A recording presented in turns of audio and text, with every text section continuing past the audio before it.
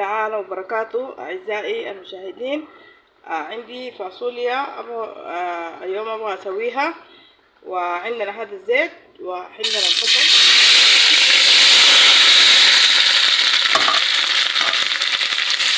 نشوح البصل بتاعتنا شوية كده عشان نجي ننزل فيها اللحمة، خلاص تشوح مظبوط. بعد ذاك نرجع نشوف اللحمة بتاعتنا نجيبها ويلا نبدأ. عندنا طيب البصلة بتاعتنا زي ما شايفينها اتشوحت، وعندنا هنا لحمة هنرميها فيها برضو هنديها تشويحة مظبوطة كده. بعد ذاك عندك كزبرة، عندك ثوم، عندك الحاجة اللي بتحطيها البهار اللي بتحطيه في اللحمة بتاعتك تقومي تحطيهم. بعد ما خلاها تتشوح طبعا عندنا نحن الفاصوليا بتاعتنا ما كتيرة خالص، عشان كده حطينا فيها اللحمة بتاعتنا شكلها ذاتها.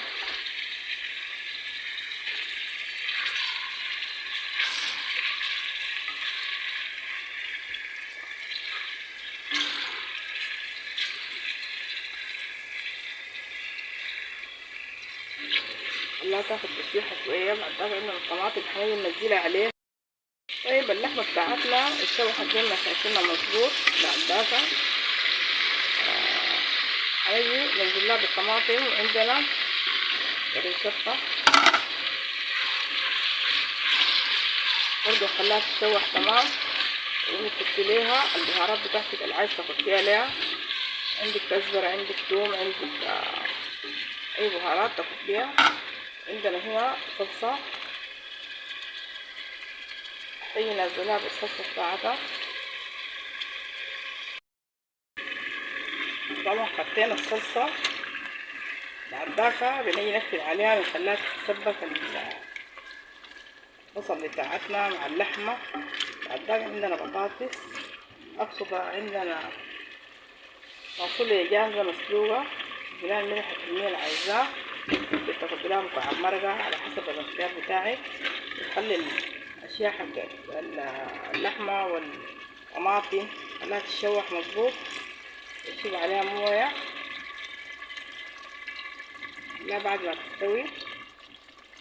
بعد ذاك نجي ننزل عليها بالفاصوليا بتاعتنا، سهلة وسريعة ولذيذة. ممكن تعمليها في أقل من ربع ساعة. الدمعة بتاعتنا زي ما شايفينها تحت البصل واللحمة اتسبكت. زي ما قلت لك عندنا شوية بتاع الفاصوليا هنيجي نحط عليها. طبعا الفاصوليا بتاعتنا مسلوقة فيها شوية، انا زدت موية شوية عشان تسبك معانا، تكون مويتها بسيطة.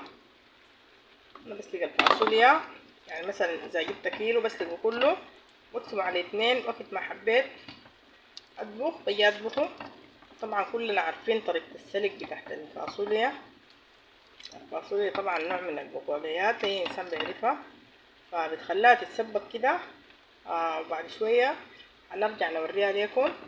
وكده خلاص دي الفاصوليا بتاعتنا على وشك الانتهاء، وان شاء الله هنغرفها مع بعض وشوفوا الطريقة بتاعت الفاصوليا بطريقة سهلة. يعني بالنسبة للناس الشغالة ممكن تعمل زي كده، لانه بيكون القصة معاها سهلة شديد.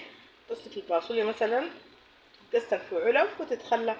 انت حابة مثلا تشدي تنزليها قبل تنزليها بالليل، وتسبكي البصلة بتاعتك ومعاه اللحمة وتنزلي على طوالي بالفاصوليا، تكون معاكي الطبيخ طازة وجديد وجميل.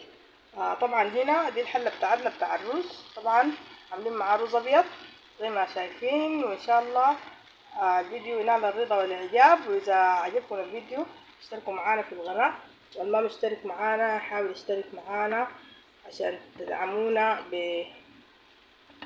باشتراكاتكم وبآرائكم الجميلة. وإن شاء الله بعد نغرف الفاصوليا هنرجع نوريكم.